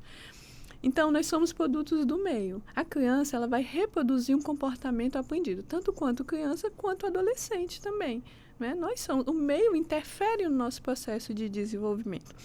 Então, como que a gente vai interferir? Prevenindo, se falando sobre isso, né? A gente está aqui discutindo uma lei que ela veio agora, a doutora Célia estava até falando, e é engraçado como eu ouvi a doutora falar, eu vejo como o direito e a psicologia conversam, né? E isso é muito interessante, até o olhar dela, as falas dela, essa sensibilidade. Então, a gente percebe, a gente observa que se a gente trabalha a prevenção, uma prevenção só é efetiva quando aquilo que a gente previne não acontece. Então, como que a gente vai trabalhar? Primeiro, para a gente trabalhar o abandono paterno, que vai gerar tantas consequências sociais, que nós já falamos aqui, como a gravidez precoce. Dentro da escola e na família, a gente tem que trabalhar gênero, desconstruir essas construções excludentes. Qual é o papel do homem? Qual é o papel da mulher? Quando nasce uma menina, ela ganha boneca, ferro de passar. Quando nasce um menino, ele ganha super-herói, jogos de montar. Se a gente for pensar, a gente está incentivando o desenvolvimento intelectual do menino e falando para essa menina, você vai ser dona de casa, você não vai ser mais isso. Quando eu dou uma boneca, eu estou falando, você já nasceu para criar filhos. Então, a sociedade vai passando essa responsabilidade. Eu vi que o senhor fez uma pergunta para a doutora. As mães vão se sentir incomodadas? Não, nós, mães, não nos sentimos incomodadas. Nós nos sentimos sobrecarregadas, porque a gente precisa dividir essa responsabilidade. Uma mãe não é perfeita e o pai, ele tem que assumir o seu papel de pai. Quando o menino não assume, a sociedade diz, mas ele estava na faculdade, mas ia trabalhar o trabalho dele. Isso vai legitimando ele não assumir. Então, a sociedade, ela é conivente com isso. Mas se a gente trabalha isso na escola, se a gente trabalha isso na família, como o Dr. Charles falou e como o Charles Filho bem conscientemente já colocou aqui, essa conversa entre pai e filho, a gente vai trabalhando todas essas questões. Tanto na adicção, que é o vício, tanto na violência, na gravidez precoce. As pessoas acham que por causa da internet, todo mundo entende, todo mundo se previne, mas não. A gente precisa trabalhar essas informações. Tem escolas rurais, tem comunidades rurais, tem pessoas que ainda não têm acesso à internet, tem a comunidade periférica que A gente precisa trabalhar essa instrução, a gente precisa debater esse tema nas escolas, nas universidades, na sociedade. A gente precisa trabalhar essa prevenção também. A gente precisa ser responsável por isso. Trabalhar políticas públicas transversais que conversem com tudo isso. E a gente precisa uma política pública que venha da comunidade, da sociedade, para na hora da execução ela funcionar. Porque também não adianta você criar uma política pública de prevenção que quando chegar lá nas bases a execução não vai ser efetiva, porque aquilo não foi criado para aquela população, ninguém foi lá conhecer aquela realidade. Então, a gente só consegue, seu Walter, prevenir tudo isso se a gente conseguir entrar dentro desse cenário e observar esse tema. Porque tudo isso reverbera nas famílias, reverbera dentro dos muros da escola e o professor não vai dar conta. Tudo isso gera essa saúde mental. Depois da pandemia, como é que está? Tem psicólogo na escola? Não. E quando tem, ele vai trabalhar os temas educacionais. Ele não vai ter aquele atendimento que tanto o professor quanto o aluno precisa, não é? Às vezes, a realidade do aluno fora da escola vai reverberar ali dentro. Então, é isso que o senhor trouxe. Então, como que eu vou falar sobre isso? Prevenindo. Então, eu vou falar sobre esse tema, eu vou olhar para esse adolescente, para esse jovem, vou entender que ele é inteligente o suficiente para entender, porque eu vou olhar com a minha visão não adultocêntrica, de igual para igual.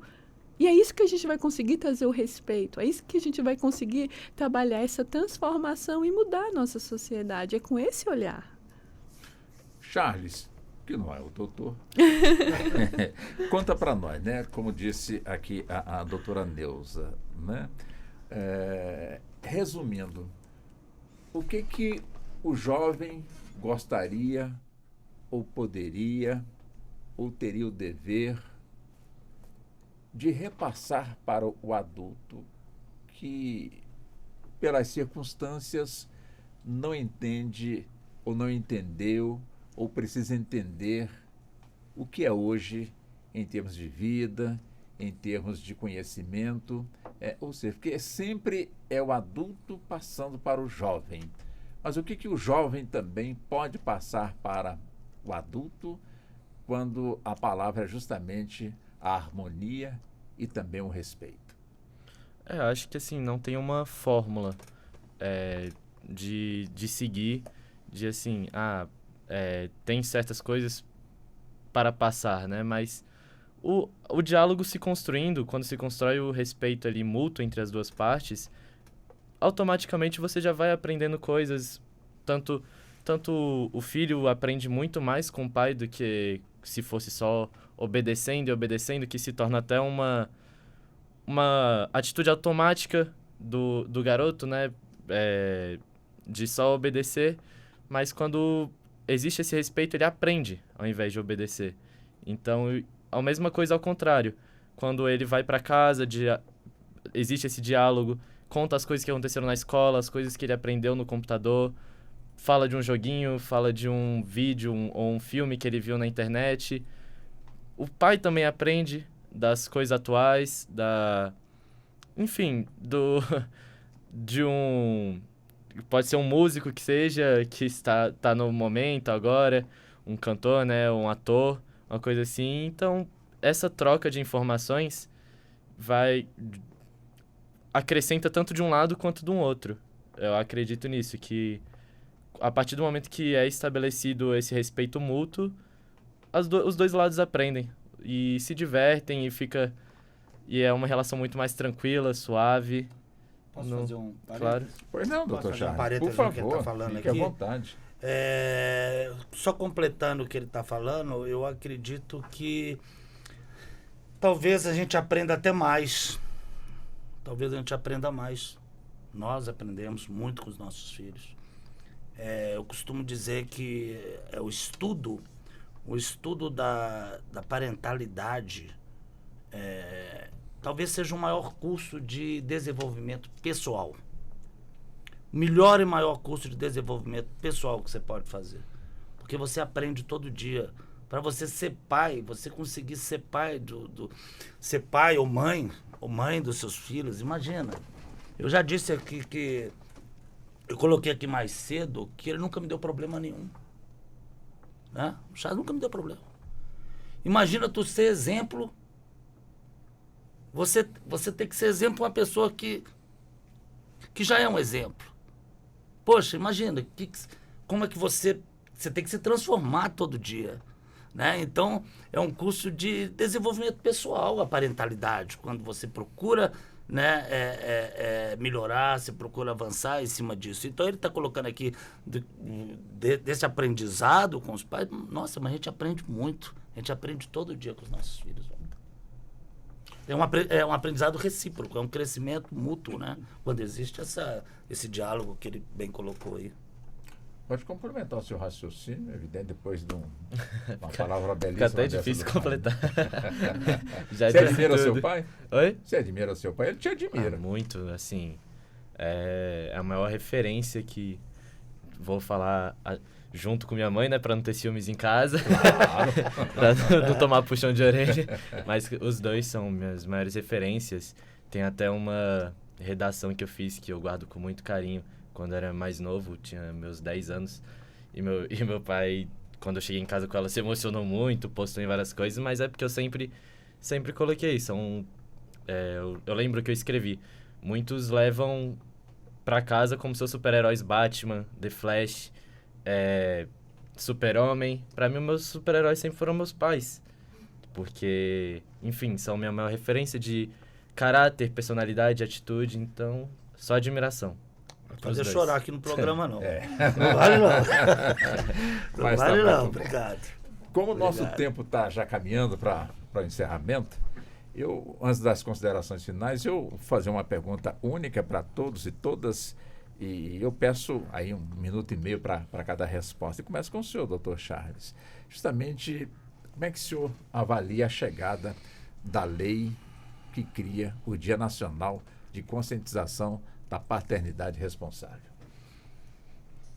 Acho que muito tarde, né? Veio muito tarde, mas veio. Né? E só lei não basta, tá? Porque nós tivemos, olha que incrível, nós tivemos uma lei criada agora há poucos dias, e se criar uma lei e não ter divulgação, não ter campanhas, não ter nada junto com essa lei, é uma lei vazia. Porque a lei não prevê sequer punição, crime, deveria, tá? Existem projetos de lei caminhando em andamento no Congresso Nacional, inclusive um deles eu tive no dia da aprovação no Senado, foi para a Câmara, que era o PLS 700, né? Eu estava na mesa do Senado com esses livros, conversando na época com os senadores, né? Mas isso tem 10 anos e não virou lei ainda. Então eu vejo que é muito positivo, porque pensa bem, nós precisamos, olha que estado, vamos dizer uma palavra, vou falar uma palavra forte, de imbecilidade da sociedade. Nós precisamos de uma lei para dizer que um pai tem que cuidar do filho. Olha que ponto que nós chegamos. Nós precisamos de lei para tudo. Será que a nossa sociedade, as coisas mínimas, básicas, até natural, vamos dizer assim, até bicho cuida, animais cuidam muito bem dos seus filhotes. Entendeu? Então, assim, nós chegamos a um ponto de ter uma lei específica, porque, na verdade, Walter, essa lei, o ordenamento jurídico já está completo. A Constituição diz, o dever de cuidado, o Código Civil diz, 1634, Estatuto da Criança e do Adolescente, 22. Nós temos a Convenção Mundial da Criança, a Convenção da Criança, que é o tratado com o maior número de assinaturas da história da humanidade. Ou seja, nenhum outro tratado da humanidade tem mais assinaturas de países que aderiram do que a Convenção da Criança. E lá no artigo 7 está escrito que a criança tem o direito de ser cuidada pelos seus pais. Então, olha, com isso tudo no ordenamento jurídico, nós estamos tendo que, como se diz, né, desenhar. Então, nós estamos desenhando, espero que no próximo ano tenhamos mais engajamento, mais adesão, igual parabenizamos aí o programa por estar, né, engajado nessa causa. Doutora Célia, também é a mesma questão, né? Sobre justamente a visão da senhora, a avaliação da senhora em relação, portanto, a essa lei. Bom, eu acho que um resumo, né, um extrato de tudo que todos nós conversamos aqui, acho que todos nós concordamos que a gente precisa criar novas estratégias, né? Novas formas de diálogo e de autoconhecimento e de conhecimento um do outro nas nossas famílias, para que as crianças estejam mais acolhidas e cuidadas. Então, Para mim, a lei é muito importante, concordando com o Charles, no sentido de que ela coloca um holofote. Eu concordo que é estranho precisar, mas precisamos. E ela coloca um holofote e a gente vai poder levantar essa bandeira e talvez até exigir políticas públicas mais atentas, né, à realidade para a qual elas têm que ser aplicadas. Eu vou tomar a liberdade nas minhas redes sociais, eu tenho conversado muito sobre guarda, sobre formas de paternidade que as pessoas não conhecem. Quer dizer que a paternidade afetiva pode ser reconhecida juridicamente? Sim, com todos os mesmos efeitos, né, de imposição de responsabilidades a esse pai afetivo na comparação com o biológico. Não existe hierarquia. É uma classificação meramente didática para que a gente entenda a origem desse vínculo, qual é, mas com relação aos efeitos não existe distinção nenhuma. Então, nas redes sociais, inclusive o Charles já foi meu convidado em algumas situações e eu quero também convidar a Neuza já de antemão aqui em público para ficar registrado, para que ela venha também acrescentar com os conhecimentos que ela tem, que são diferentes, né, e complementares. Mas é importante, vamos falar mais ainda dessa parentalidade, das responsabilidades complementares que existem entre os pais. Doutora Neuza, também vamos lá, o ponto de vista da senhora sobre essa nova lei que chegou. Olha, eu acho que uma lei é muito importante. Sempre uma lei é importante. Mas o que eu digo é que é isso. O que faz uma lei valer é o uso dela. Então, junto com a lei, a gente precisa de mecanismos de conscientização. A gente precisa de algo mais. A gente precisa desconstruir essa sociedade machista. Olha, eu posso até fazer uma pergunta para vocês. Vocês acham que mulheres criam homens machistas? Antes de todo mundo responder que sim, não. O machismo é uma construção social. Quem cria homens machistas é a sociedade. Então, é essa mesma sociedade que cria a lei, ela também criou esse abandono paterno. Então, nós temos que criar a lei, mas criar mecanismo para que essa lei ela fica valendo, sabe? Que tenha o uso dela e que funcione e que tenha um aspecto social e tenha também um impacto tanto na sociedade quanto naquela criança, sabe? Que foi abandonada e que agora não mais. Porque uma coisa é o reconhecimento desse filho. Outra coisa é o abandono paterno. Uma coisa não tem nada a ver com a outra. E a gente precisa pensar nisso também. Charles, por favor, você também. Qual a sua opinião sobre tudo isso que você ouviu em torno dessa lei? É uma lei importante. Assim, eu não vou mentir que fala que eu conheço a lei, claro. Mas pelo que eu sei, os arredores e o que falamos hoje aqui, né, com certeza é necessário ter várias leis sobre esse assunto, porque é um assunto que, infelizmente, ainda é tão presente no Brasil, ainda não só no Brasil, mas no mundo inteiro, ainda é tão presente nas casas de diferentes classes sociais, diferentes lugares, não importa cor, dinheiro, gênero. Infelizmente, isso está acontecendo aí e está acontecendo todos os dias. Então, tem que ser monitorado, sim, tem que ser punido quem não segue isso, porque não existe nada mais triste do que um potencial que é uma criança, é um potencial, querendo ou não, ser assim descartado, não descartado, que é uma palavra muito forte, mas podia crescer. Desculpa, interrompendo aqui, descartado, não é forte não, você foi perfeito. Descartado, é isso que faz. Quem abandona o... Até vou usar essa palavra. Gostei, descartado. Não é uma palavra forte, não, para quem não decide deliberadamente não conviver com o próprio filho. Acho que foi perfeito ele. Eu só interrompi para que ele não peça desculpas pelo descartado, porque a palavra foi cirúrgica. Mas é isso. Perfeito, já. Exatamente. Doutor Charles, claro, né? O doutor Charles é autor aqui, tenho 2 livros aqui em mãos, Abandono Afetivo, o Dever de Cuidado e a Responsabilidade Civil por Abandono de Filhos. E também, Mãe, Cadê Meu Pai? Ou seja, 2 livros, com toda certeza, fantásticos, que eu vou consumi-los já já.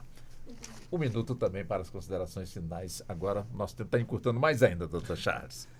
Só agradecer, tá? Agradecer o convite, agradecer a professora Célia, doutora Neuza, meu filho, Charles, pela honra de estar aqui com você, filho. Com certeza, vamos dizer que é um dia histórico, né? Que eu vou guardar para sempre né? Walter, a equipe toda do programa Justiça na Tarde, agradecer por essa oportunidade de poder falar aqui mais uma vez sobre paternidade, né? Sobre a parentalidade de um modo geral, que eu acho que isso muda o mundo.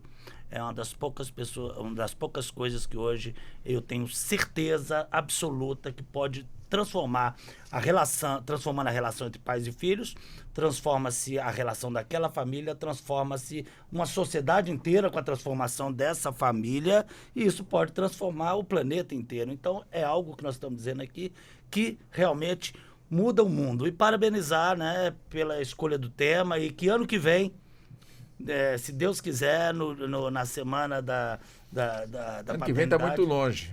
Este ano a gente volta. Esse tá ano a gente volta. Estaremos aqui. Estaremos todos aqui. Muito obrigado a todos. Professora doutora Célia Arruda também, por favor, um minuto para as considerações. Agradecer, Walter, o convite, estar aqui com vocês é enriquecimento pessoal, profissional.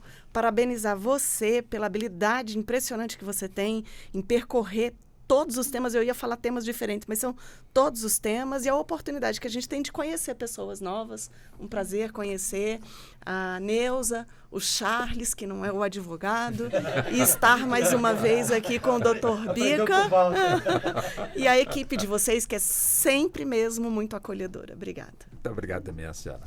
Bom, doutora Neuza, ela que fala com muito carinho, né, do Eu Me Protejo.